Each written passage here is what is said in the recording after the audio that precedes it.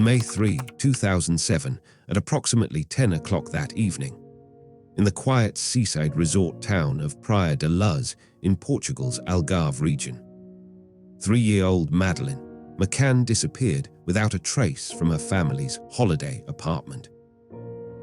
What was supposed to be a relaxing spring break for a young British family turned into one of the most infamous, divisive, and longest-running missing persons cases in modern history.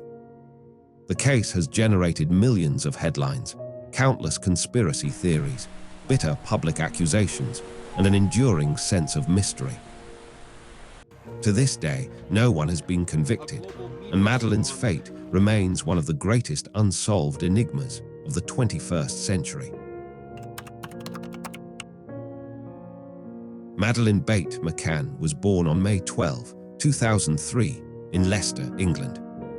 She was the firstborn child of Kate and Gerry McCann, both respected doctors, Kate a general practitioner and Gerry a cardiologist. The couple later had twins, Sean and Amelie, in 2005. By all accounts, Madeleine was a bright, affectionate and outgoing little girl who loved her pink princess dresses, her younger siblings and dancing. Friends and family often described her as a happy and confident child. In late April 2007, the McCann family flew to Portugal for a week-long spring holiday at the Ocean Club, an upscale resort in the quiet village of Praia da Luz. They were part of a group of 9 adults, 7 friends from their medical circle in Leicester, along with their children. The resort offered tennis courts, swimming pools, a restaurant, and a creche for young children. The McCanns were allocated a ground-floor apartment, 5A, which had a patio door overlooking the gardens and was only about 55 meters from the tapas restaurant where the adults planned to dine each evening. During the day, the children attended the resort's kids' club activities, while the parents enjoyed tennis matches and relaxation.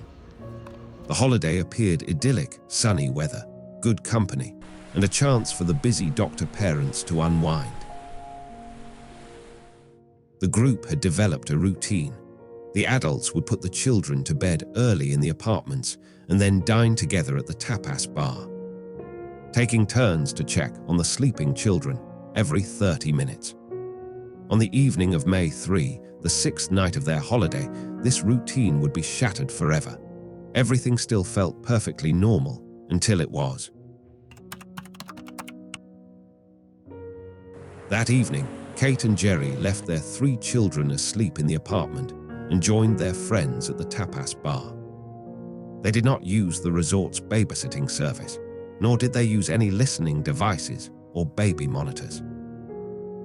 At around 9:05 p.m., Gerry checked on the children and said they were all sleeping. At 10 o'clock that evening, Kate returned and discovered Madeleine was missing. The bedroom window was open, the shutters raised, and the door standing wider than expected.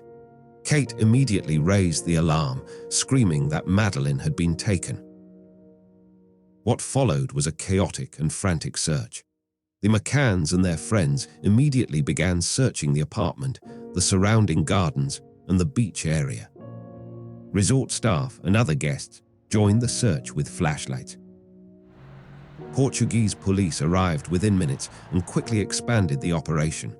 Officers searched nearby streets, empty buildings, and waste bins. Sniffer dogs were deployed that same night.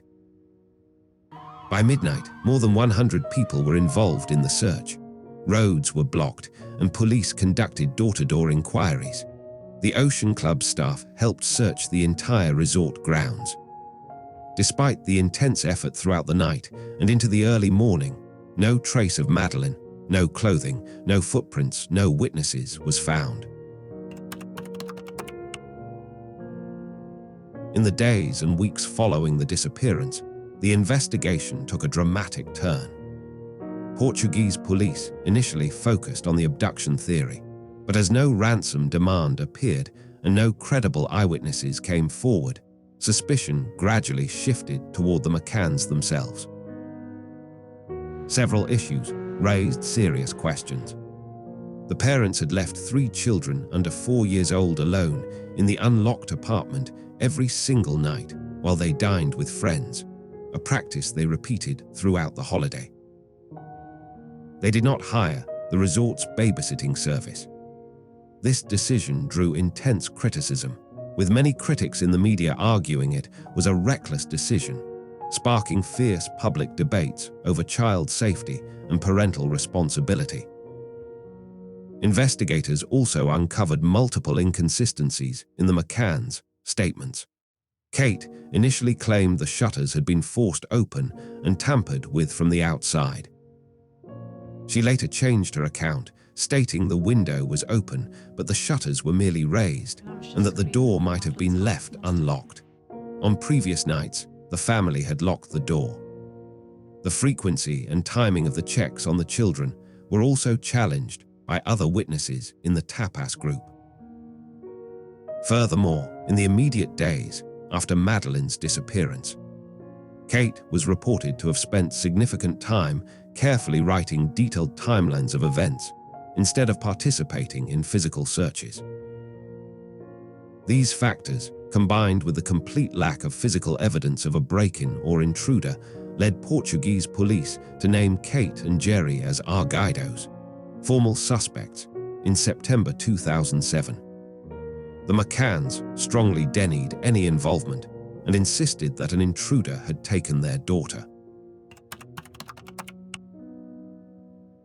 As the investigation stalled a few months later, the British police deployed 2 highly specialized dogs, cadaver dog Eddie and blood detection dog Keela, into the crime scene, triggering the most controversial forensic storm of the case.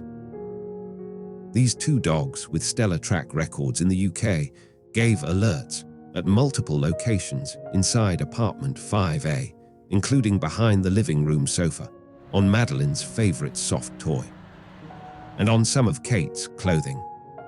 Later, they even alerted to the rental car that the McCanns had hired 25 days after their daughter's disappearance. However, these seemingly major breakthroughs quickly dissolved into immense scientific and legal controversy. While the media sensationalized claims of a 1 in a billion DNA match belonging to Madeleine inside the car, the UK's Forensic Science Service later clarified that the sample was a highly complex mixture of DNA from multiple individuals.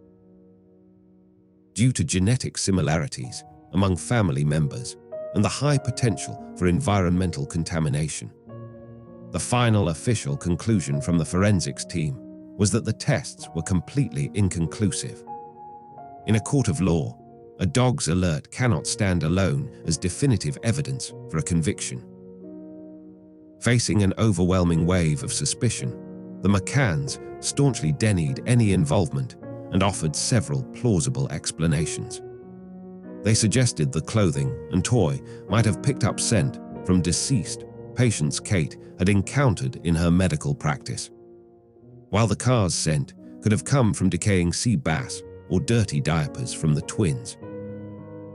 To counter the hostile narrative, they hired high-profile PR consultant Clarence Mitchell, established a dedicated search fund, and launched numerous successful libel lawsuits against media outlets and the former Portuguese detective who insinuated their guilt, winning substantial damages. Conflicting voices clashed fiercely in the media, turning the search for a missing child into a relentless international trial by tabloid. In 2020, German prosecutors identified Christian Bruckner, a convicted sex offender living in the Algarve at the time, as their prime suspect. They believe he abducted and murdered Madeleine. As of 2026, he remains the main suspect, but has not been charged and denies involvement. While the original Portuguese investigation once looked closely at the parents, the case was officially archived in 2008.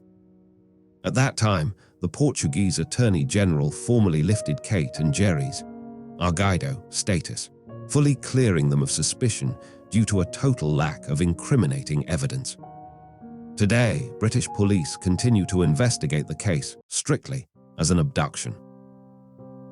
Madeleine McCann would now be in her early 20s. Her parents, Kate and Jerry, continue to hope for answers while raising her siblings. The case has left the world haunted by the image of a smiling 3-year-old who simply vanished one evening. The disappearance of Madeleine McCann reveals how quickly a family holiday can turn into an enduring mystery. It shows the devastating consequences of split-second decisions, the power of media narratives, and how forensic clues, public suspicion, and official investigations can clash for years without resolution. Whether it was an opportunistic abduction or a deeply hidden criminal plot, the truth remains agonizingly elusive. Until answers emerge, Madeleine's story serves as a haunting reminder. Vigilance and accountability matter because some doors once left open can never be closed again.